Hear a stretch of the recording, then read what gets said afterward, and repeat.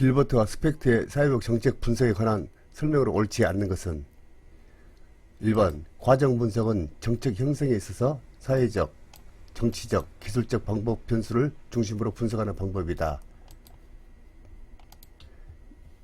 2번 산물 분석은 혹은 산출 분석이라고 하죠. 정책 선택에 관련된 여러 가지 쟁점을 분석하는 접근 방법이다. 3번 성과 분석, 뭐 결과 분석, 그런 것이죠. 성과 분석은 실행된 정책이 낳은 결과를 기술하고 분석하는 방법이다. 산물 분석은 할당, 누구 몫인가, 급여, 돈과 현물, 그다음 전달 측에 민간이냐, 공공이냐, 민간이냐, 그다음 재정은 보조금이냐, 민간 자원이냐, 그걸로 분석하는 것이고요. 과정 분석, 연구자 주관을 배제한다. 이것은 주관을 배제하면 안 되죠. 왜냐하면 과정 분석에서는 질적 연구를 해야 되기 때문에 질적 연구는 철저하게 연구자의 주관이 투입돼야 되죠. 그래서 9번의 정답은 5번이 되겠습니다.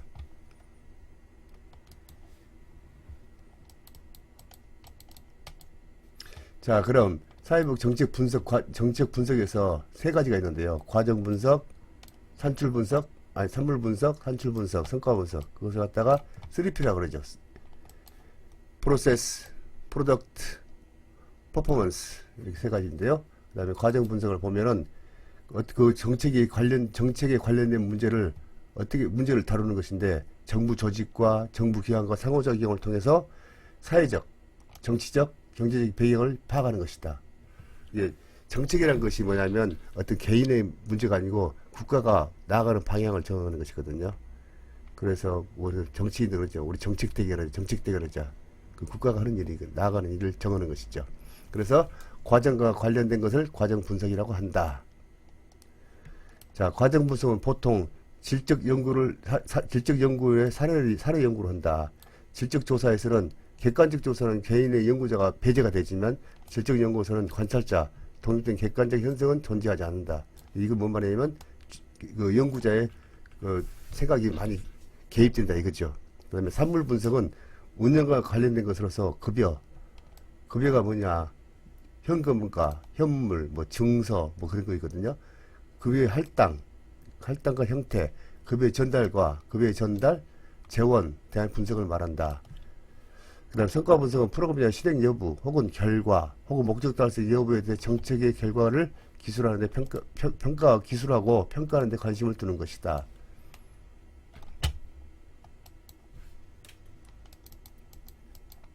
자, 그러면 저 유명한 길버트와 스펙트의 길버트 스펙트라고 하는데 이건 산물 분석이라고 하죠. 산물 분석을 주로 다루었죠. 유명하죠. 그래서 우리 3P가 있었지만 정책 분석은 4가지가 있거든요. 자원 할당, 후, 누구에게 줄 것인가? 여기서 누구를 줄 거냐? 선별적으로 할 거냐? 보편적으로 줄 것이냐? 그다음 급여, 무엇을 줄 것이냐? what, 그다음에 재정, 어떻게 재원을 마련할 것인가? 전달, who, how, 어떻게 전달할 것인가? 공공이냐, 민간이냐? 자, 자원 할당 한번 살펴봅시다. who, 누구에게 줄 것이냐? 선별적으로 줄 것이냐? 선택해 줄 것이냐? 아니면 국민 누구나 다 줄 것이냐? 그걸 이제 밑에서 설명해 드리고요. 그 다음 자원할 때는 4가지가 있거든요. 4가지가 뭐냐면 기속적 욕구, 보상, 진단, 자산조사. 그런데 기속적으로는 인구 사회학적 조건, 국적 여부. 예를 들면 서울시 재난금을 준다는데 서울시민에만 주는 것이 경기도 사람이 주는 건 아니죠. 그래서 이게 인구 사회학적이 굉장히 중요하죠. 보상은 얼마나 기여했느냐. 예를 들면 우리가 사회보험이 고용보험 같은 얼마나 돈을 냈느냐. 그에 따라서 국민연금도 달라지고 그러죠. 그 다음에 국가유공자들한테 기회를 주는 것이죠. 국가유공자가 되면 시험관 때문에 가산점이 있는 듯이. 그래, 국가를 위해서 기여를 했기 때문에 보상을 준다. 그 다음에 진단. 전문가의 판단의 기술적 진단. 예를 들면 장애인 진단, 치매 진단 등등. 그 다음에 자산조사는 소득이나 자산조사. 그 사람이 갖고 있는 소득은 얼마고, 그 부동산은 얼마고 그런 거 다 조사하는 거거든요. 이게 좀 복잡하죠. 자, 선별주의하고 보편주의를 한번 살펴봅시다. 선별주의하고 보편주의. 자, 선별주의는 아무나 주는 것이 아니라 딱 선택해서 기준에 맞으면, 그래서 급여 대상을 제한된 자격을 기준한다. 그래서 가장 중요한 것이 엄격한 자산조사. 그다음에 장점은 뭐가 있냐? 인적, 시간적, 물적, 절차적 과정이 낭비가 줄은다. 그다음 경제적 효율성도 있고, 경제 효율성이 있고, 비용 효과나 목표 효율성이 높아진다. 이건 다 주는 것이 아니고, 10사람, 10사람 다 주면 그 효율성이 떨어지죠. 효용의 법칙에 의해서. 그 다음에, 그렇지만, 단점은 뭐냐면, 이거 가난한 사람들 주는 것이다고, 스티그마. 반대로 부자들에만 딱 선별해준다면, 그것은 엘리트 정신이 살아나는 거죠. 그러니까 이게 선별주의가 어떤 좋은 점도 있지만, 어떤 스티그마도 낙인이 찍힐 수도 있는 것이죠. 그 다음에 보편주의, 급여 대상. 이건 사회적 권리예요. 누구나 할 수 있는. 모든 국민이 사회복지 혜택을 누릴 수 있다. 뭐, 이렇게 하면, 급여 대상을 잘 주면, 뭐, 우리 정치인들이 많이 주죠. 뭐, 노령연금수당 막, 50%, 5% 올린다, 10% 올린다, 그러면 정치적 지지도가 굉장히 높죠. 그리고 막 박수를 치고 그러죠. 그 다음에 이것은 뭐냐면, 보편 누구나 다 줄 수 있는 부분인데, 그것은, 빈곤 예방할 수 있고, 사회적 효과성도 뛰어납니다. 그 다음에 스티그마 방지. 이것은 너도 가지고 나도 가지니까 어떤 낙인이 없죠. 그 다음에 경제적 효율성. 이러면 막 풀어주니까, 우리 뭐 코로나 같은 때 코로나 맞게 되면 누구든지 다 줄 수 있는 그 경제 그러다 보니까 소비도 높아지고 그래서 경제 효율성이 높아지고 비용 효과성도 높아지고 목표 효율성은 낮아진다. 그런 것을 말하고 있습니다. 자, 그러면 자, 이것을 구체적으로 한번 살펴볼까요? 자, 할당이 있고 누구야? 이게 자격 수급적 대상자 누구냐? 대상 누구를 줄 것이냐. 그래서 여기서 네 가지가 있죠. 기속적 욕구, 보상, 진단적 구분, 경제적. 이거 자산조사라고 하죠. 여기서는 선별해야 한다. 선별주의가 있고 보편주의가 있고 비용 효과성, 사회적 효과성. 이미 앞에 제가 말씀드린 거죠. 그 다음에 급여. 급여에는 얘가 여기 있죠. 현물, 현금, 증서, 기회. 그렇죠. 뭐 국가유공자를 가산점 준다든가 권력, 재화, 서비스. 이거 평등하게 해줘야 돼요. 공평하게 해줘야 되고, 어떤, 뭐, 편법을 쓰거나 그러면 안 되죠. 전달, 공공부문, 중앙정부에 줄 것이냐, 지방정부에 줄 것이냐, 아니면 민간주부에 줄 것이냐. 그렇지 않으면 민간과 공공부에 혼합해 줄 것이냐. 이것은 정부나 시민 중심이 되어야 되겠죠. 재정, 공공재원, 뭐 보조금이랄지, 그 다음 민간재원이 있고, 공공과 민간재원이 혼합 형태가 있고, 그래서 이것도 평등해야 되고, 공평해야 되는데, 편법을 쓰면 안 되죠. 인간의 존엄성과 사회 적절성이 있어야 한다. 자, 그 다음에 기속적 욕구. 여기서 우리가 말했죠. 그 할당에서 네 가지가 있다고. 중요하다겠죠. 기속적 욕구. 그 다음에 기속적 욕구가 뭐냐. 특정한 집단 구성으로서 조건을 갖춘 사람. 인구 사회학적 조건. 그러니까 국적 여부. 뭐 서울 시민을 위해서는 서울 시민, 경기도민, 경기도민. 그렇게 딱 인구 사회학적 조건을 갖춰야 되죠. 그 다음에 이것은 대상자가 어떤 개인이 아니고 집단이 되겠죠. 규범적, 이제 도덕적으로 잘해야 한다 그 말이죠. 그다음에 보상, 일정한 조건을 갖추고 기여한 사람 또는 사회적 공헌, 희생을 한 사람, 이 사람들한테 보상을 줘야죠. 국가유공자랄지 아니면 내가 사회보험을 더 남들보다 많이 냈다든가 뭐 그런 거. 그것은 어느 개인이 아니고 이건 집단. 우리 의료보험도 강제 집행이죠. 집단 속에 있듯이. 그다음에 형평성에 입각한 규범적 판단한다. 그 다음에 진단적 표본, 등급 분류 이런 거, 특히 이제 뭐 장애 진단이나 뭐 치매 진단 같은 거, 특정한 재화와 서비스가 필요한데 개인에 대한 분류, 장애인 연금 등급 분류. 그다음에 이것은 개인적인 거고, 이것은 전문가들만 하는 것이죠. 뭐 의사, 전문 사회복지사, 간호사 막 그런 거, 자산조사, 소득과 자산에 대한 조사 이게 굉장히 중요하죠. 개인을 조사하기 때문에 이것은 개인, 그다음에 경제적 부분을 조사한다. 이게 뭐 어떤 우리가 저 수급자 신청하는 것도 굉장히 어려운데 그 중에 제일 어려운 것이 뭐냐면 자산조사예요.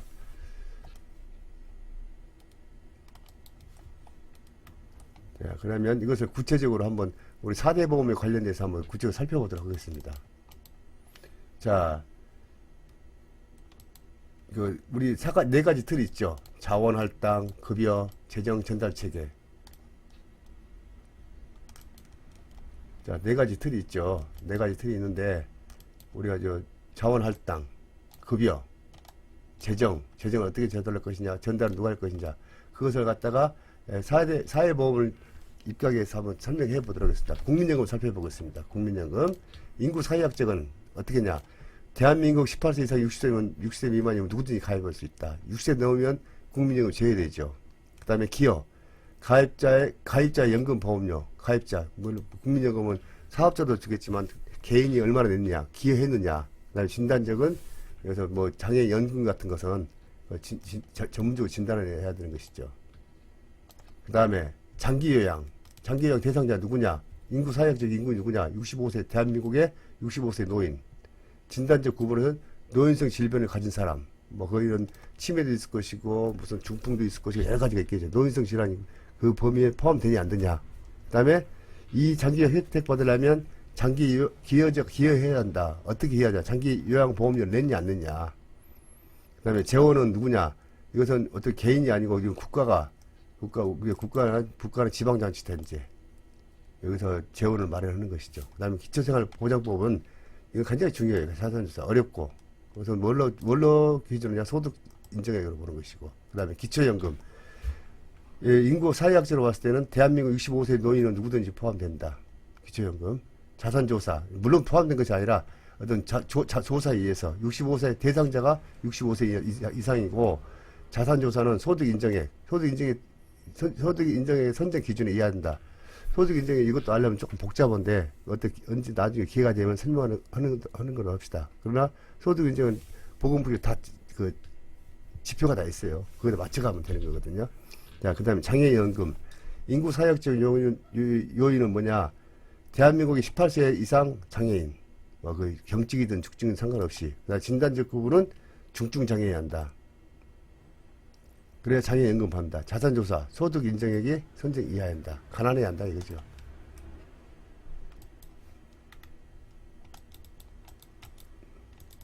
자, 그 다음에 기여를 봅시다. 기여. 무엇을 줄 것이냐? 돈을 줄 것이냐? 현물로 줄 것이냐? 뭐 증서를 줄 것이냐? 현금. 수급자 자신이 필요한 것을 선택할 수 있는 화폐로 지급하는 방법. 화폐로 지급하는 방법이 있고 이것은 인간의 전업성과 운영의 효율성이 높다. 그래서 화폐로 낙인이 안 되죠. 통장에 바로 들어가기 때문에. 낙인 효과는 없지만 목표 효율성이 낮다. 왜냐하면 누가 준지도 모르고 그냥 국가라고 줬으니까 감사한 마음도 없고 그냥 당연한 효과라고 하기 때문에 효율성이 좀 많이 떨어지죠. 그 다음에 오남용 문제가 되게 된다. 뭐 그러잖아요. 수급자가 뭐 벤츠를 타고 다닌다 그런 말도 있었잖아요. 이것은 오남용을 많이 발생하죠. 그 다음 현물. 돈 말고 물건을 어떻게 줄 것이냐. 수급자가 필요한 물품과 서비스를 제공하는 거다. 그래서 우리가 연말이 되면 뭐 쌀이니 김치 같은 거 많이 주잖아요. 수급자에게 필요한 물건을 직접 제공하여 효율성이 높다. 여기서 이건 낭비가 이제 돈이 아니고 현물로 주기 때문에 각 필요한 부분이죠. 근데 그래도 요즘에는 뭐 쌀에 온다든가 그러면 쌀을 다시 당근에 팔고 그러더라고요. 그런 거 그래서는 안 되죠. 자, 효과가 확실하면 정치권에서 매우 선호한다. 이것은 뭐 사진 찍기도 좋고 효과가 분명하죠. 대량 생산과 소비로 인한 금융 경제. 금융 경제가 뭔지 아세요? 많이 생산하면 많이 할수록 돈이 적게 들어간다는 얘기죠. 비용 절감 효과가 있죠. 대량 생산 비용 절감 효과가 있다. 현물을 보관하고 유통 과정에서 비용이 발생하여 운영 효율성이 낮다. 낙인이 발생한다. 두고 다니면 쌀 배들 왔다 하든가 뭐 김치 배들 그 낙인이 되죠. 그다음에 증서. 현물의 장점을 살리는 제3의 금융 형태이다. 이것은 현금도 아니고 현물도 아니고 그 중간에 좋은 장점을 내는 건데요. 이것은 뭐 예를 들면 바우처랄지 뭐 그런 거. 수급자는 정해진 용도 안에 자기 결정을 하게 된다. 자기 결정 극대화한다. 이게 자기 결정권을 주는 것이죠. 공급자의 경쟁을 유발하여 서비스를 높인다. 이래서 옛날에는 뭐 수급자 같은 것은 뭐 증서 같은 거 주면은 A라는 회사에서 질이 나쁘다고 안 가면 되죠. 그 다음에 뭐 우리 코로나 재난금 같은 거. 그러니까 서비스 사용 용도가 명시되어 있어 현금 급여에 비해 정책 목표에 달성하는데 용이하다. 이건 쌀이면 쌀, 그 다음에 김치면 김치 딱 정해져 있기 때문에 다른 건 할 수가 없죠.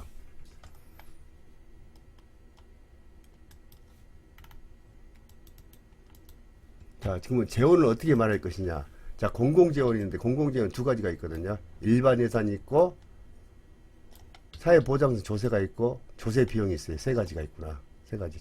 공공재원. 그러니까 구청 같은 경우 일반 예산이다 해가지고 예산에서 막 항목을 나누죠. 권항목에서 일반 예산이다 그렇게 나눠지는 건데, 일반 예산이 뭐냐면 직접세가 있고 간접세가 있어요.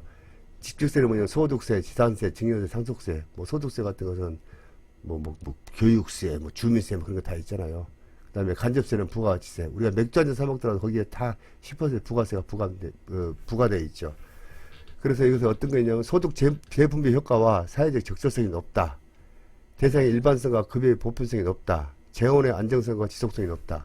이건 확실히 뭐냐면 재원의 안정성은 확실하죠. 이건 강제 징수이기 때문에. 인간이 두 가지는 피해갈 수 없다 그래요. 인간의 죽음과 세금을 피해갈 수가 없다. 그래서 재원의 안정성은 확실히 보장되죠. 그 다음에 사회보장성에서는 사회보장료, 사회보험료. 역진성이라는 거 있죠. 역진성이 상당히 어려운 낱말인데, 모든 근로소득에 동일하게 부과한다는 점에서 고소득이 유리하다. 그 다음에 이게 뭐냐면, 역진성이라는 것은 돈이 많이 많을수록 가격이 떨어지는 것이죠. 나중에 기회가 되면 또 이야기가 되겠지만, 어쨌든, 그 보험료를 예를 들어보면, 보험료는 상한선이 정해져 있죠. 뭐 끝까지 가는 건 아니죠. 그래서 고소득이 유리한다는 점에서 고소득층에 유리하다. 이게 굉장히 부자들이 좋아하는 것이죠. 조금 더 설명을 하자면은, 누진세라는 것은 처음에는 가난한 사람에게는 돈이 적게 나가는데, 돈이 생기면 생길수록 세금이 많이 높아지고, 그 다음에 역진세라는 것은 맨 처음에는 고정급이 되죠. 고정급. 뭐 100만 원이면 100만 원에 딱 예산 돼 있고, 뭐 그런 식으로. 그래서 돈을 많이 벌수록 세금이 낮아지는 것이죠. 그러니까 조세비용. 조세를 거두지 않고 조세를 내야 한다는 하는 사람들에게 조세를 감액하거나 면제된다. 소득공제, 뭐 이런 거. 조세비용은 직접 돈을 거두지 않고 돈을 준다든가, 뭐 감면 혜택을 이런 것이 아니라 뭐 감면해주죠. 뭐 지하철을 공짜로 든가 전기세를 아껴준다든가 그런 식으로. 그다음 민간 재원. 여기서 이용료, 본인 부담금, 이용료. 그다음에 자발적 후원금 낸다든가. 그다음에 기업의 복지 재원, 공동 모금회 같은 거, 비공식 부분 재원 등이 있다.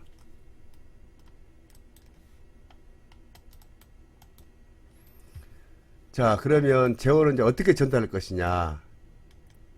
자, 공공 전달이 있고 민간 전달이 있거든요. 자, 민간 전달이 있고, 그다음 필요성은 뭐냐면 사회복 서비스와 재화가 공공주의 성격을 갖고 있다. 사회복지 통해서 긍정적인 외부 효과가 있고, 외부에 긍정적인 외부 효과가 있고, 서비스 제공자나 소비자의 불안정한 정보 문제 해결한다. 그 다음에 여기에 선택의 문제, 도덕적 해이, 위험 발생의 상호 의존성, 규모의 경제. 그 다음에 민간에서는 정부 제공 서비스를 해당자에게 대한 서비스를 제공하는 것이다. 정부가 제공할 수 없는 다양하고 개별적인 서비스를 제공할 수 있다. 서비스에 대한 선택의 기회를 제공할 수 있다. 아까 말했죠. 뭐 증설할지 뭐 그런 거. 사회복지 선도적 개발 및 보호, 민간의 사회복지 참여 욕구, 이건 후원금 만들어 공동모금에, 우리 연말이면 무슨 뭐 공동모금 온도가 몇 도냐 그런 것이죠. 그 다음에 정부의 복지활동에 대한 압력단체 수행, 국가의 사회복지 비용 전략. 사회복지 비용이 많이 들어가죠. 그래서 이제 국가가 좀 비용이 해주는 것이죠. 장점은 포괄적 서비스 제공, 그 다음에 지속적이고 안정적이다. 이게 가장 좋은 거죠. 안정적이요. 이게 한번 보조금 신청되면 끝까지 가는 것이죠. 법에 정해지기 때문에.